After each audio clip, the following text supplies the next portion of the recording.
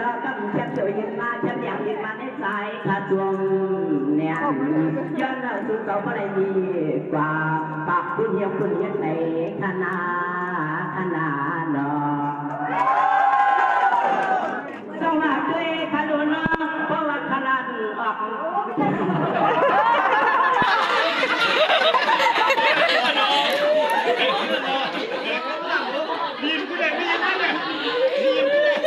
สมาฟังมือขับไปไหนก็พอขับใจเพราะว่าใจขนาดเชียงกว่าก็แล้วก็ถึงยังชุกยังอื่นกันดงเนาะฟังมือใจขับไปไหนก็เนาะด้วยก็แล้วก็เรียกชุกยังอื่นอยากไปมาอย่างใจก็หลายคำสว่า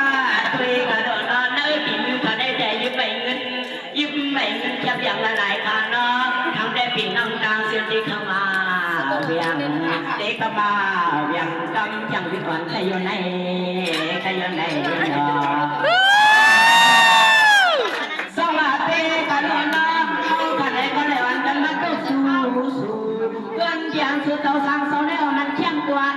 น่าเลยยังได้ข้าเจอเฮียงจังว่าพอดีละเด้จุข้าเกิดเปลี่ยนคนมาในเฮือนนั้นเข้มมือในนั้นจึงหันมือเข้าเมื่อยามเหลียวตาด้วยขาดูเฮือนสู่เจ้าทางเสาในเปลี่ยนเลยเฮือนอุทเฮือนจังว่าหลวงขึ้นและคำเหนือก็สู่เจ้าเสาในออกมาเรียบด่วนเจ้าเลยยังที่เขาในเหลือยังจังว่าเขาขับนอเขาขาอะไรยิ่งเขาเหล่าดังสัตว์ดังพี่น้องวันดวงเขาในมันสัตย์เนี่ยในแล้วขาในก็เลยอันกันมาจกสู่ใครน่าสู่เขาฟังมายัดนึ่งสู่เขา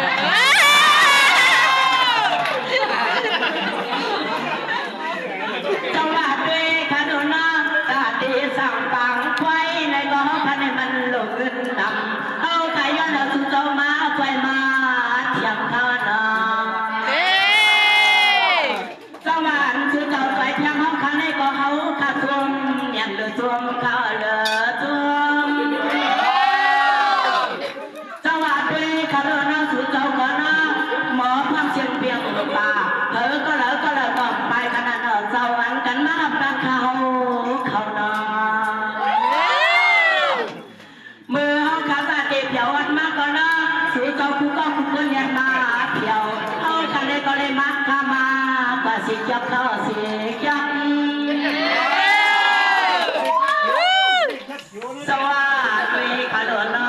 เมื่อกี้ออกมาแคบเลี้ยงก็ได้แค่แข็งจังนั่งสมาธิอยู่ใน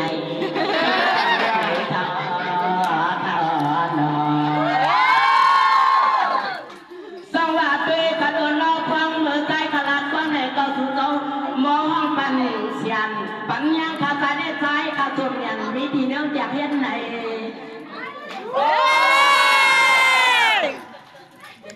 อันนี้เขาค่ะเติมแต่นอที่สุดจะมาใจมา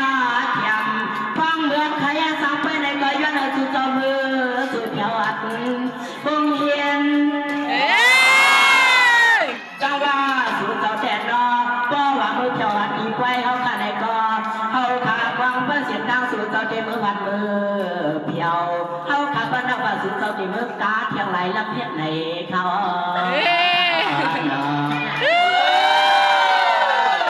จังหวะฟังนักเสือขาใจทังในแต่สู่เจ้าเดียมขี่เลือดเหมือนใน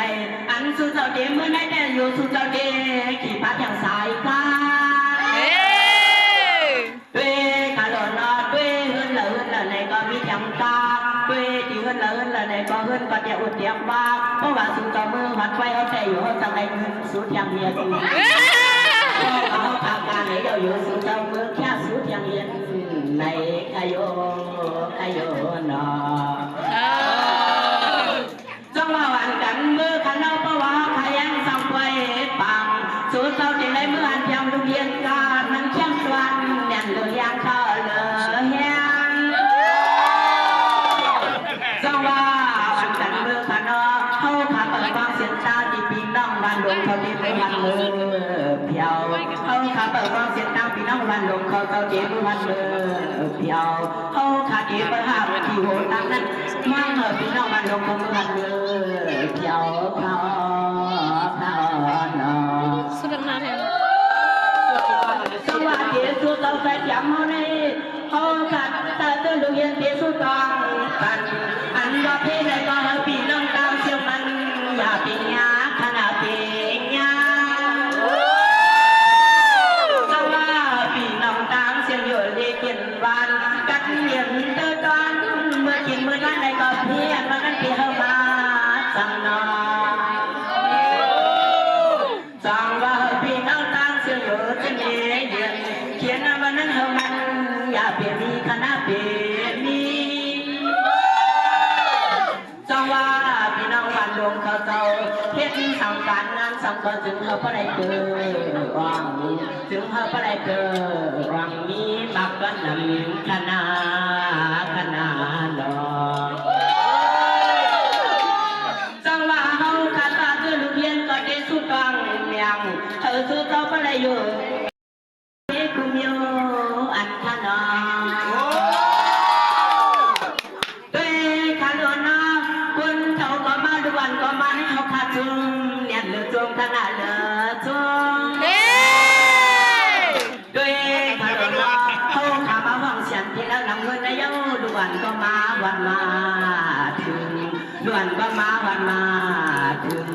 มาด้วยตาเสี้ยวเขามากินดอกบานเพื่อนยังไง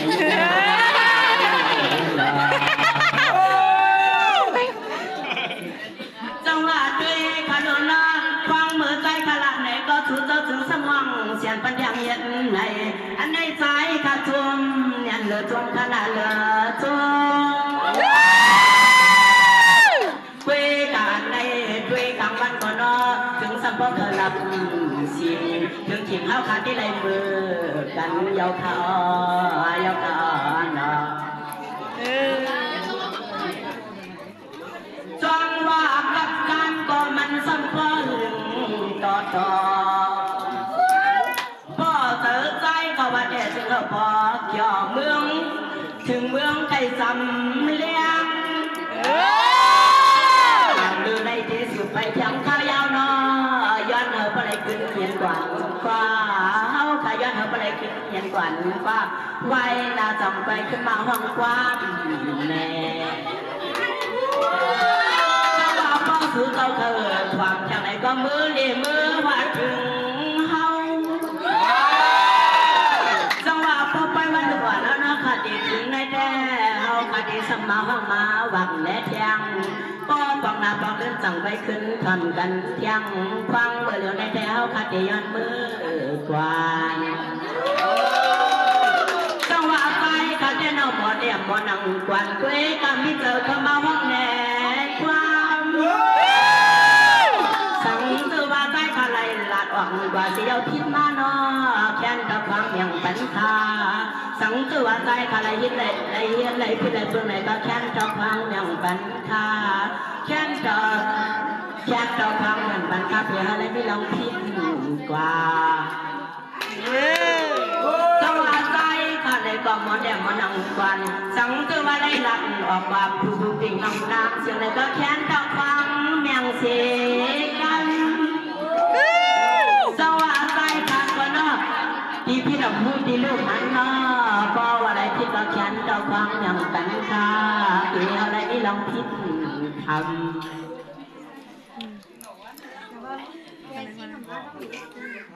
อาจจะปฏิบัติ